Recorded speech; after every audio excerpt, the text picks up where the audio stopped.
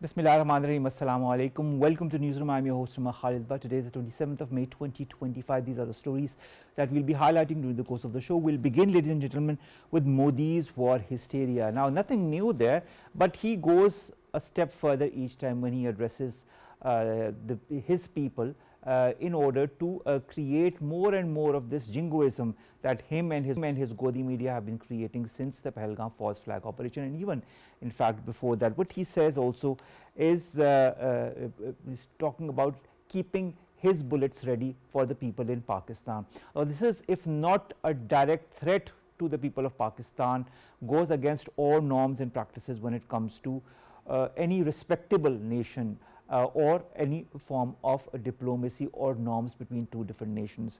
Whether it be the seditious analogy when he talks about even the strongest body can be hurt by a small thorn, that thorn Pakistan must be removed, or so many other things that he talked about in Gujarat. Of course, and we all know that he is known as a butcher of Gujarat as well.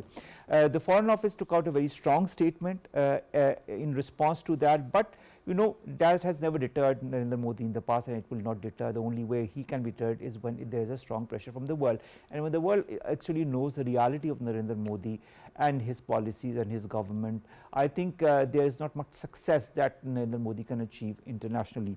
Next, we will be talking about the Middle East and the Gaza conflict that has now entered its day 598. More than 54,000 people have been killed in the 600 plus days since this conflict began, and the number of casualties are not decreasing.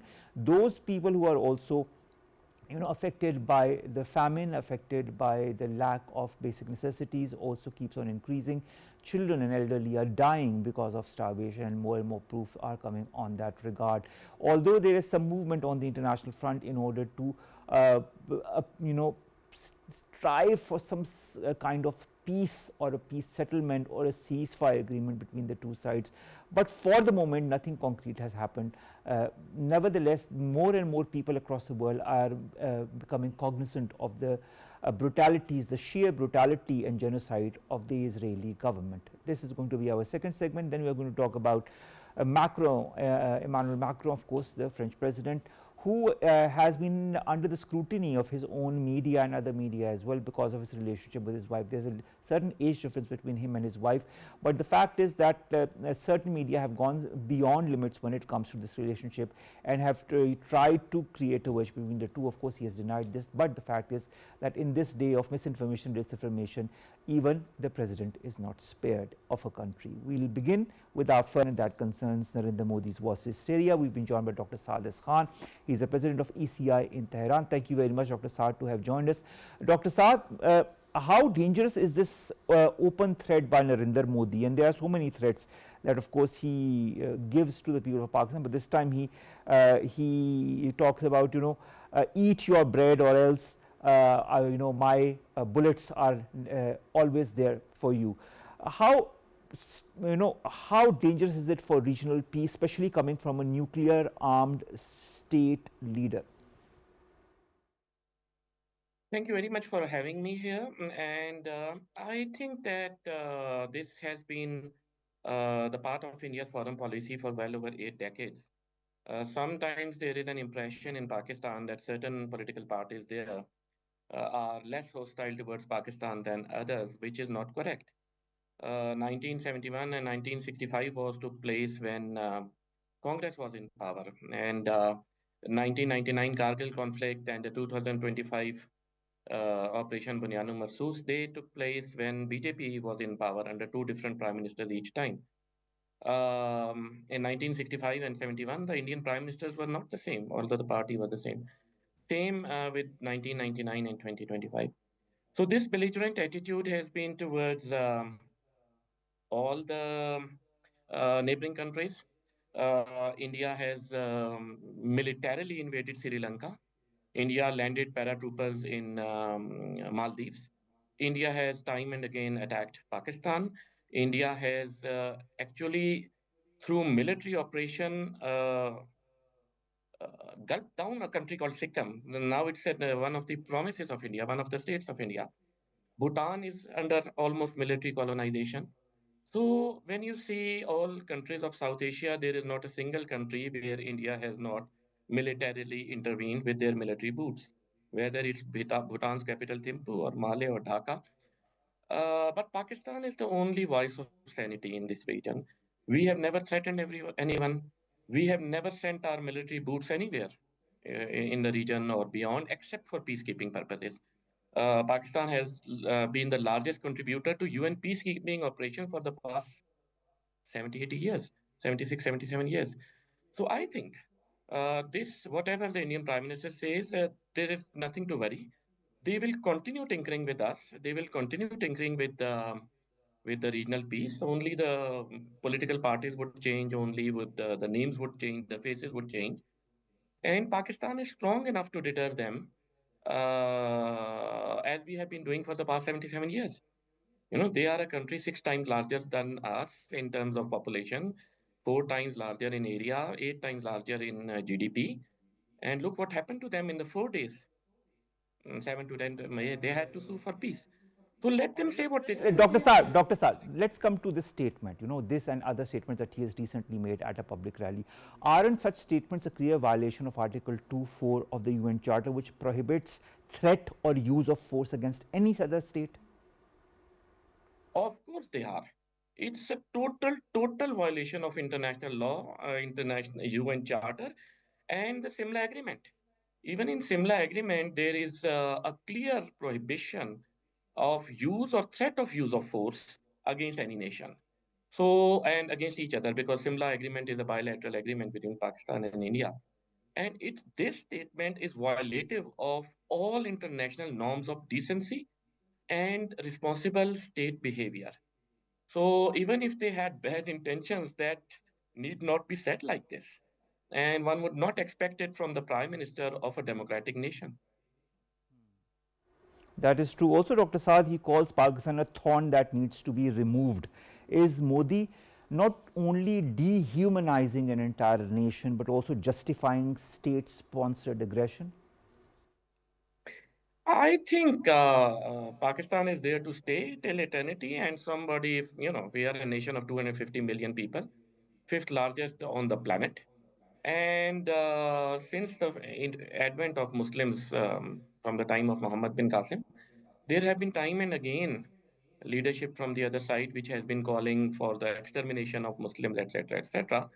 So, other than exposing their own weakness and other than exposing their own lack of respect for sovereign equality of other nations, such statements even do not need to be commented upon, because when we comment upon them, we are giving dignity to the statement, which is a statement which is impolite, discourteous, undiplomatic, and on top of it, a violation, clear violation of the international law. That is true. Dr. Saad, we have to go for a short break. Kindly stay with us. We'll be back shortly. Stay tuned.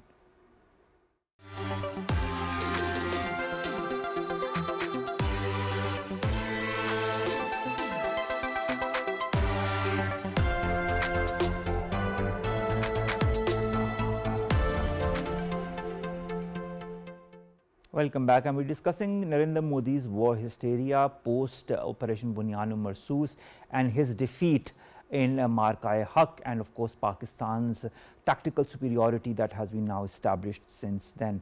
Dr. Saad Khan, President ECI Tehran, joins us from Tehran. Dr. Saad, I'd like to understand how now should Pakistan diplomatically or militarily respond to Modi's doctrine of public and military hybrid operations like Operation Sindoor, if he continues to go in the same vein, because the way he has been addressing his rallies, it seems as if he the thought of being aggressive or being the aggressor still continues in his mind somewhere. I think we are, first of all, let me make a correction, because, in my opinion, the 4 days of fighting between Pakistan and India not only established Pakistan's tactical superiority, but also strategic superiority and operational superiority. Because even if they are nuclear weapon states, and even if we are, most of the wars take place on the conventional plane. So, our conventional superiority, our drones, our ships, our aircrafts, are now is well established. That's number one. Now, coming to the diplomatic part, I think that the way he is addressing, the Indian Prime Minister is addressing, and the wording he is using is an admission of his defeat. Because if they had any Pakistani aircraft downed to be shown, because all six aircraft that were downed were Indian aircrafts and with no single loss for Pakistan. The way the world media is now showing that mosques in Pakistan were attacked, and he has no defense against it because he was saying they were terrorist targets. Now the only thing he is left with are words, and words in his own domestic political rallies of his of his BJP supporters. Because if they had any chance of success, they would have not sued for peace, and uh, uh, within hours of the intercession by President Trump, they wouldn't have accepted to a ceasefire if they had any superiority on the tactical operation or operational level. Now, the statements they are giving is actually a boon for us diplomatically, because as you have seen, Prime Minister of Pakistan is on a 4-day tour, and not once he has used any offensive word against India, which is undiplomatic or discourteous, calling any other country or a terrorist or a thorn or things like that. We never say that, and they continue saying that. I think the world is intelligent enough, and the world is watching whatever the Pakistani Prime Minister or the Pakistani Army Chief says, and whatever the Indian Prime Minister and the Indian military leadership says. So I think we have won diplomatically already. The Indian dream was to be hyphenated with China, Indo-China war or Indo-China rivalry. Why would China like to be hyphenated with India when it is hyphenated already with the United States? It's now a new bipolar world emerging between China and US as the two superpowers. India is just like Pakistan, a regional power. And there are regional powers, Pakistan and India, and the other 7 or 8 countries actually follow one or the other in the diplomatic and political realms. So I think we have re-established, re-strengthened Indo-Pakistan hyphenation.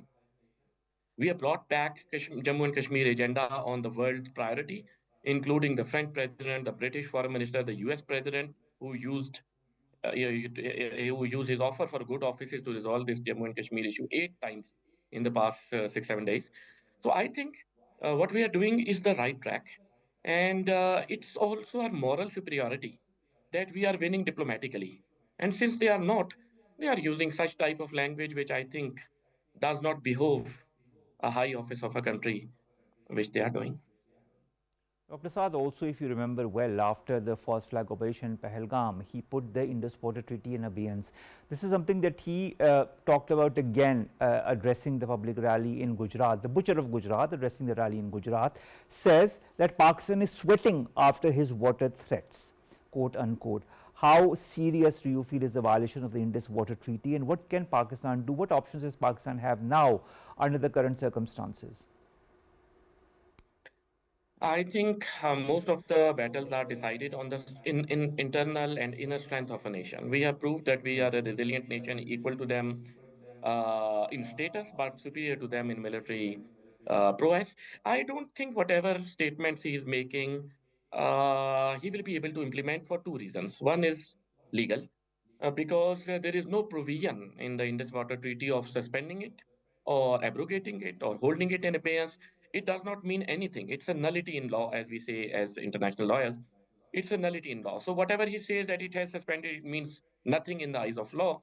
So if we go to arbitration, and arbitration is the only option available for resolution of disputes between Pakistan and India, of course we are going to win that arbitration. So they will keep, dragging their feet from arbitration, and there's a limit in international relations to the extent that you can do that.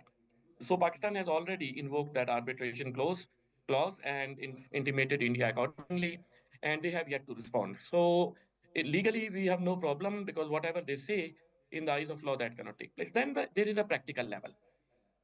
These rivers are mighty rivers, the three rivers that Pakistan has from the Indus Basin, because there are six rivers, three eastern rivers with India, which carry only 19% of the water of the Indus River Basin water system. And the three western rivers are mighty rivers, Jhelum, Chenab, and Indus River, Darya Sindh. They carry 81% of the water load of the Indus system. Now, to stop any one water, they would need to build a dam, and that will take 8 to 10 to 12 years. And that will be stopped even by legal pressure from Pakistan. They cannot do that. And without those dams, they cannot stop that water, right?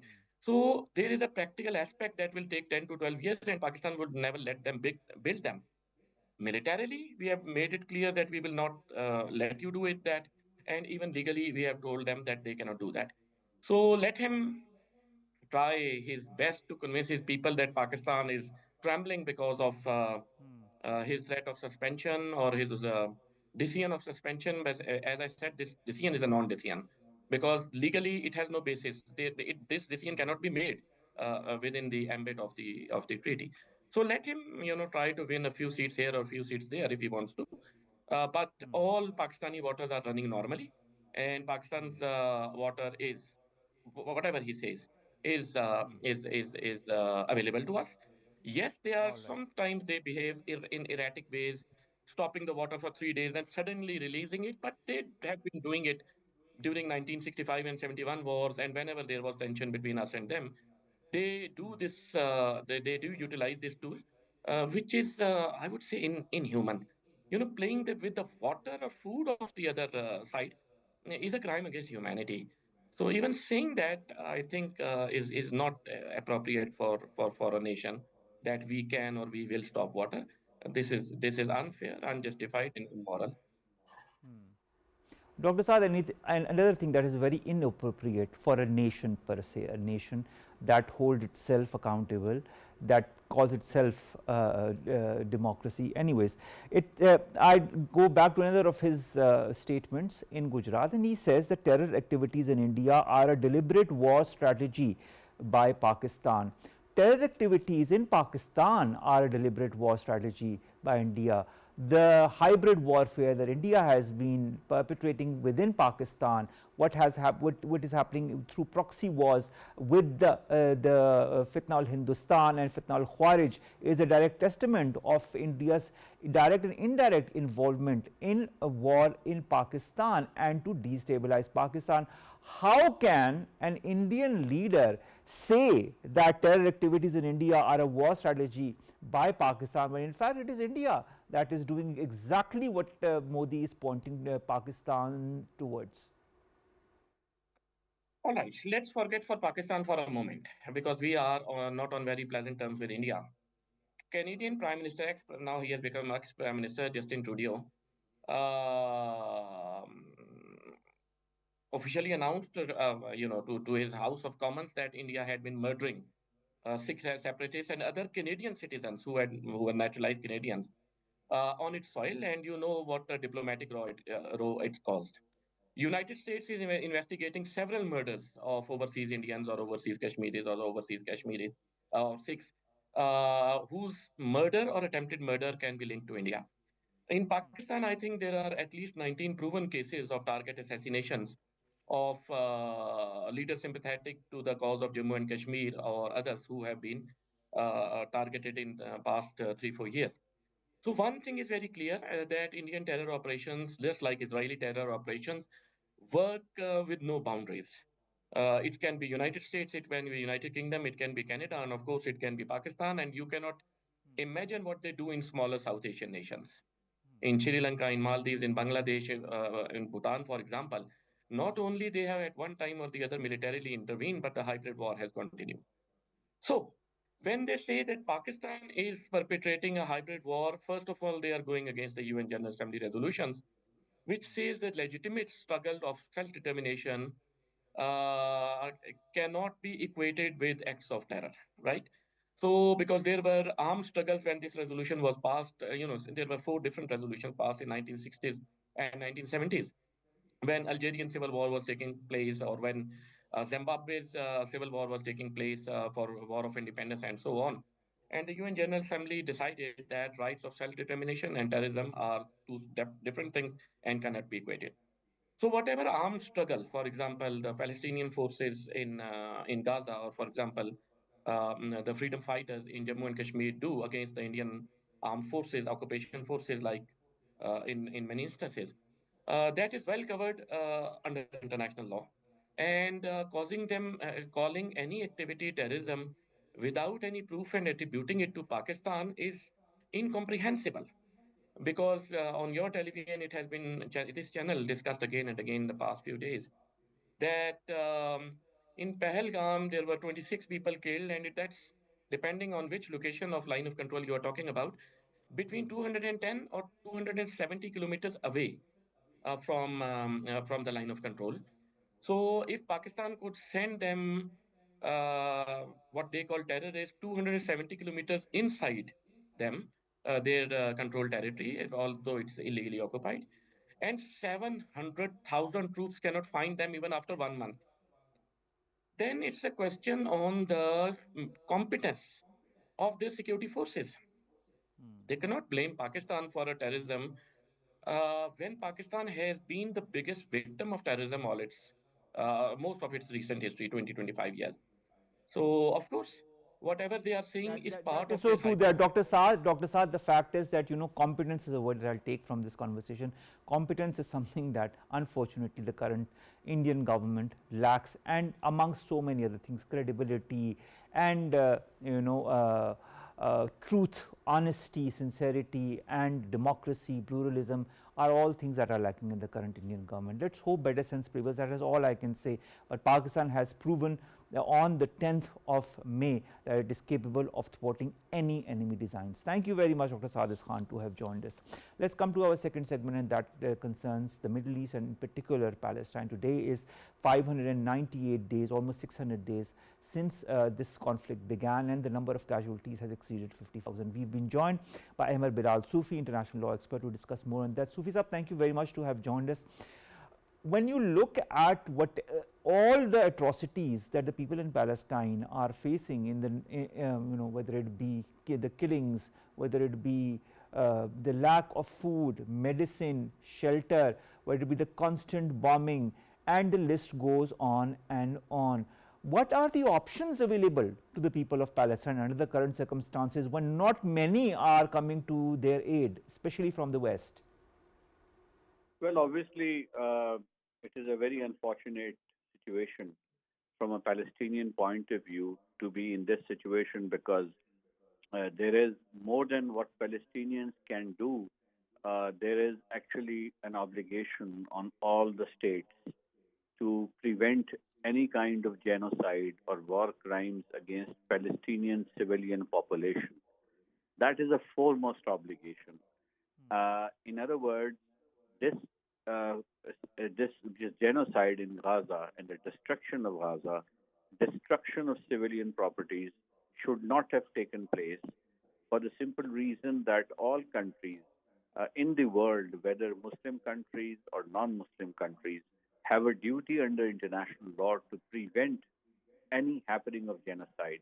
Now, this is so written very specifically in Article 1 of the Genocide Convention that all states will prevent genocide. So, prevention has to be done either through a diplomatic means, which is non coercive means, or it could even involve use of coercive means, which means you could resort to use of force or the threat of use of force to prevent an act of genocide.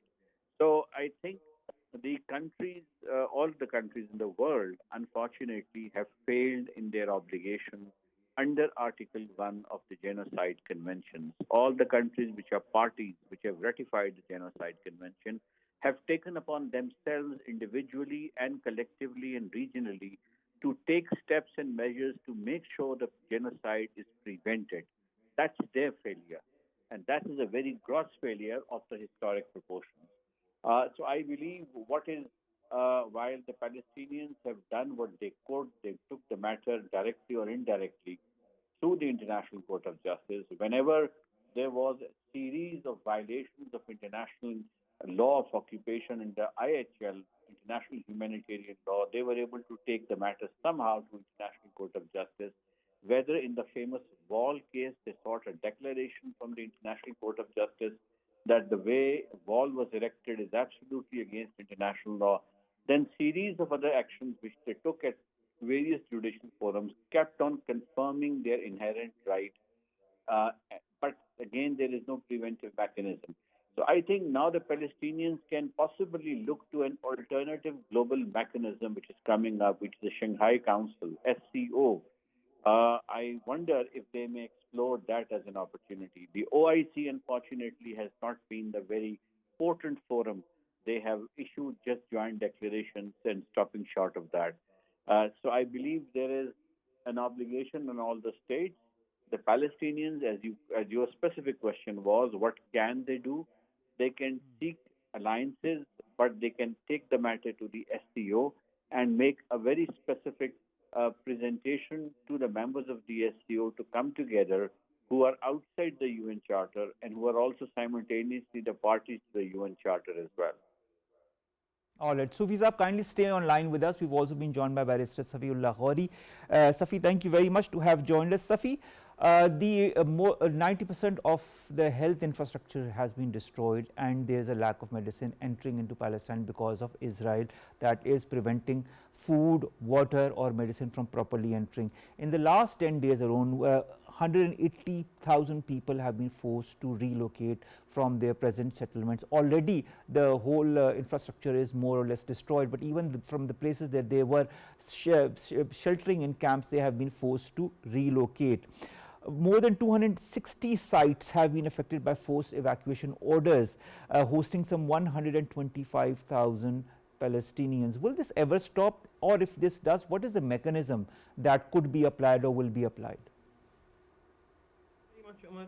Omar, what you have just stated is the textbook definition of ethnic cleansing. This is quite literally what ethnic cleansing is: removal of an indigenous people from their lands, forcing them to go somewhere else.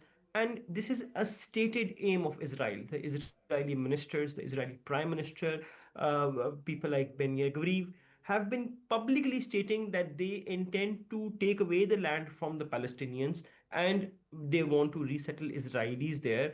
That has been their stated aim from the beginning. Now, the question really comes down to what will be done. Will this ever stop? And at this stage, to be honest, I don't know. And the reason why I do not know is because of the way the whole world is turning such a blind eye to the matter. Every single time you raise anything, they have killed the most journalists in any war, World War II, World War One, and other European wars combined together. Has not seen the death of journalists, of paramedics, of aid workers, the way Israel has live in front of the whole world killed so many people. And yet, what we see is that the world is powerless. They are unable to do anything. We see that there is a clear violation. These are things that are being discussed in the United Nations Security Council, the highest forum in the world. Under the United Nations Security Council Resolution 2728, it was clearly stated that Israel cannot move forward, cannot take over these lands. Apart from that, there is also a stay given by the International Court of Justice forbidding Israel, saying that Israel is committing plausible genocide and forbidding Israel from moving any further into the Palestinian territory. All of this has happened, Omar, and yet we see that Israel is continuously moving forward. So the world, obviously, in that case, is under a legal obligation to stop Israel by using the UN peacekeeping forces, by using their own armies to send to Israel and stop them from doing this. But what do we see? We see that the world's not doing anything. In fact, I'll tell you what the world is doing. What's happening is that when the International Criminal Court issues warrants for Benjamin Netanyahu, there are countries which have withdrawn from the International Criminal Court's convention so that they do not have to arrest Netanyahu. In under the law, if he passes over any member state territory, they are duty bound to arrest him. What we see his plane moving over all of these member states with complete impunity without anyone doing anything. And what is the standard defense? Anywhere you go to Germany, to the SPD, you go to France, you go to the USA to talk to the Democrats or to the Republicans. One standard answer: Hamas.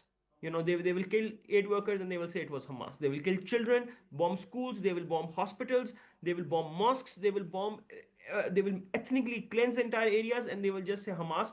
And the sad aspect here is that nobody is willing to listen. Nobody is willing to look at the evidence. So I was listening to the statement that was made by the gentleman here before me. I think what he says is actually a very valid thing. What we see is a shift in the global world order, and perhaps with the rise of the SCO, perhaps with the rise of multipolarity, we are seeing that there are other powers that are going to emerge that might be able to solve this problem, because the traditional international law mechanisms that at least we got taught as lawyers are not working. That much is absolutely clear to me. Nothing, whether you want UN rights under the UN Charter, whether you go for the ICCPR, whether you go for the International Convention on Economic, Social, and Cultural Rights, everything, the very basis of international law that we have studied is being decimated in front of our very eyes. And as students of law, we are witnessing the collapse of not just Gaza, we are witnessing the collapse of international law as we speak. I agree with you on that. I'll take that question directly to Amir Bilal Sufi. The collapse or the failure of the global legal system, we see that very evident in the example of Gaza, Palestine, when 95% of schools are destroyed on one pretext or the other by the Israeli forces, when the health system is completely destroyed by the Israelis on one pretext or the other, saying that Hamas is hiding in one place or the other, and no concrete proof has been found to date as we speak. When you look at this failure of a global legal system with shift in world order, as Safi points towards, what new mechanisms are going to evolve that could maybe stabilize the global world order, or is this going to lead to a new chapter of global instability? What's your take?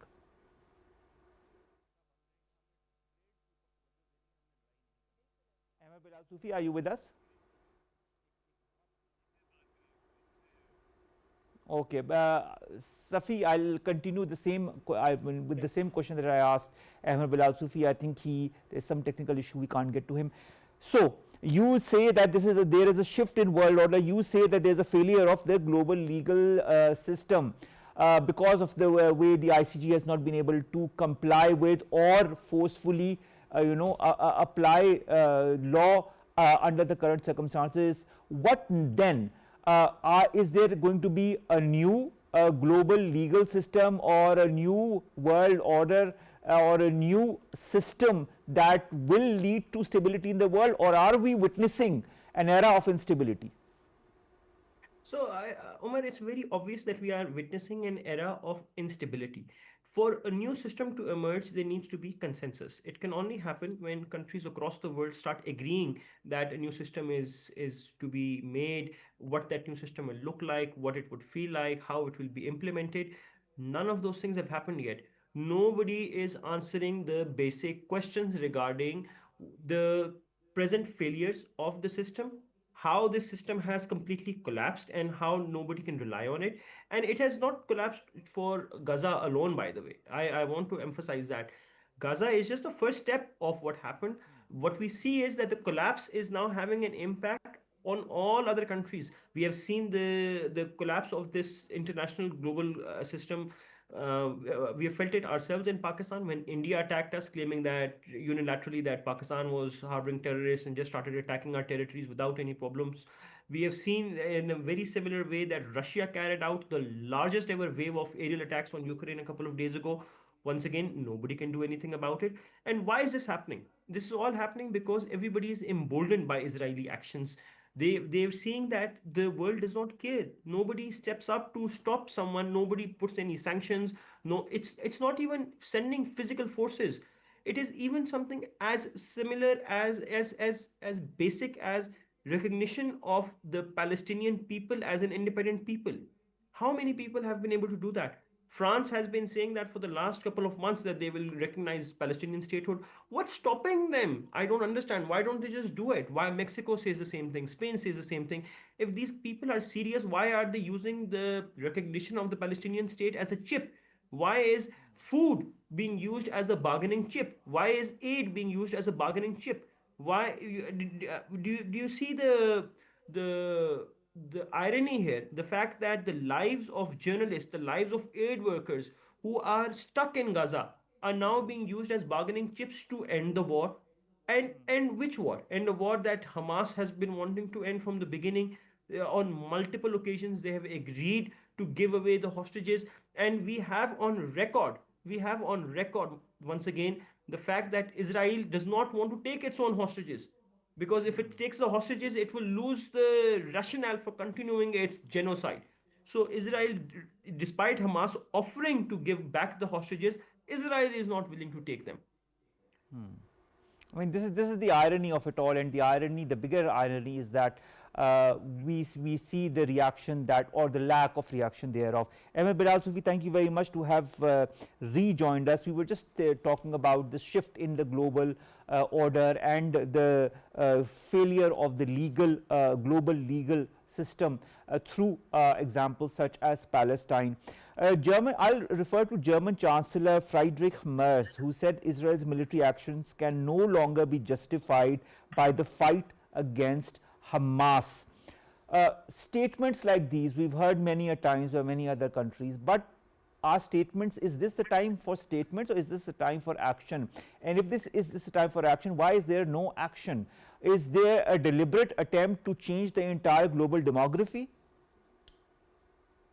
Well, obviously, there is a shift in the global power equation right now. But I think we can't escape responsibility as the Muslim states. We have a responsibility to react or to take measures to prevent the genocide or the ethnic cleansing or any kind of war crimes that is happening right in front of our eyes. Unfortunately, as Muslims, we haven't taken part proper a role. We haven't played our role in the making of international law in the last 30, 40 years at a global level. And you will notice that it has been our legacy, our history, our culture, our religion, that treaty negotiation is part of the Sunnah and the Hadith and so on. And yet we haven't developed skill set formally and properly and institutionally in that area, which would have enabled a lot of Muslim international lawyers to come and participate in various forums where these policies are made. And the nature of oppressive policies which result into, over a period of time, complete marginalization of the Palestinians is something which is partially attributable to that. But again, given the certain countries in the immediate neighborhood, given other countries like Turkey, Pakistan, Indonesia, who are far more well off as compared to others who have a greater standing, I think they also need to add their voices against such steps, and that will have an effect. All right, this is your take. Safi, an open letter that details concrete actions that the British government should take over Israel's war on Gaza has been signed by 823 legal professionals, including 11 former judges, many lawyers, legal academics. And this calls for imposing financial and immigration sanctions on Israeli ministers and urges the British government to review existing trade ties with Israel. We know that there are some trade ties that are suspended between the United Kingdom and Israel. Then there are all the protests that are going on across the world, different countries in Europe as well. Is pressure mounting on the West, or is this is just a superficial kind of an action that is being taken? The real action is not being taken. Can the legal community in the West join hands to somehow formulate a strategy against Israel? Okay, so this is a fantastic question, and I think we need to differentiate the legal community of the United Kingdom from the general legal community of the West. It's important that we make this distinction because the actions of the legal community of the United Kingdom are in absolute juxtaposition to the actions of the legal community in the USA, where where they stand fully shoulder to shoulder with the continuing genocide, and they are bloodthirsty, for the lack of a better word. Now, in the UK, we have seen that there have been successful protests which were not at least disturbed by the government to the degree that we have seen in the US. We've also seen that in the UK, there is a very interesting law that can be used at this point of time, which is the law of universal jurisdiction by the UK courts.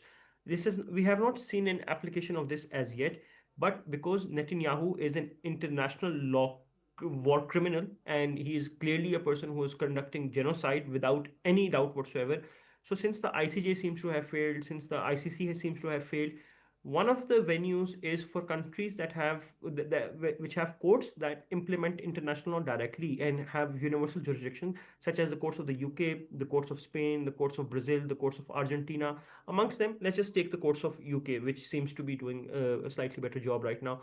This is a provision wherein the UK courts can send a summon or a warrant to Netanyahu, claiming that international law has been violated, and they can establish jurisdiction.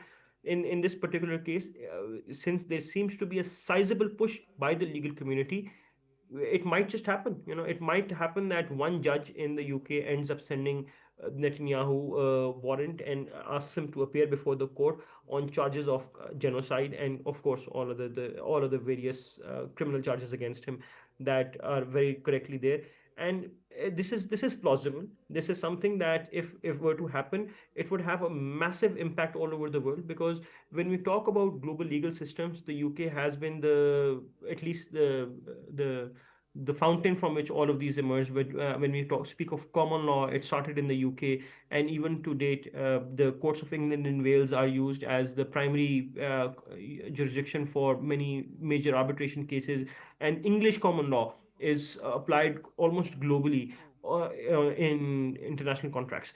So by that standard, I think more than Spain or Brazil or Argentina, the courts of UK can possibly play a positive role, and I am happy that that at least some of the legal fraternity have joined hands to take some kind of legal action in the form of a note or whatsoever against Israel. Thank you very much to both of my guests, Ahmer, Bilal, Sufi, international law expert, and Barrister Safi Larori, political analyst, who have joined us, to have discussed with us different aspects of this, specifically legal aspects of this. Let's see how more and more countries, like for example Sweden, whose prime minister says that the EU should impose sanctions. Will these sanctions be imposed, or what kind of repercussions would they have? Only time will tell. But for the moment, the barbarities of genocide, this whole violence against the Palestinians continues. Last story concerning France. Now, the French President Emmanuel Macron has denied having a domestic dispute with his wife after a video appeared to show her shoving her face away when they touched down to a visit to Vietnam. Now, this is a personal quarrel, but when it comes to a president, of course, all the media's is on them, and then they will speculate whatever they want. And the fact is that there is a significant age difference between the two. She's decades older than he is, but despite the fact, it does not give the right to any media to kind of infringe into the private life any president or even prime minister. Now, the Elysee or the French government has been hoping that the visit to Vietnam would showcase France's reach into the Indo-Pacific, but of course it has given a totally different take to that. The French president says his wife and I was squabbling, we were just joking, and I was taken by the surprise. He says now it's become kind of a planetary catastrophe when some are even coming up with theories. So of course he's taking it as a joke, but I think privacy is one thing, and we need to interpret things as they are. With that, we come to end of today's Newsroom. We'll see you inshallah tomorrow with news story segments that pertain to us, you in Pakistan. Stay safe. Allah Hafiz.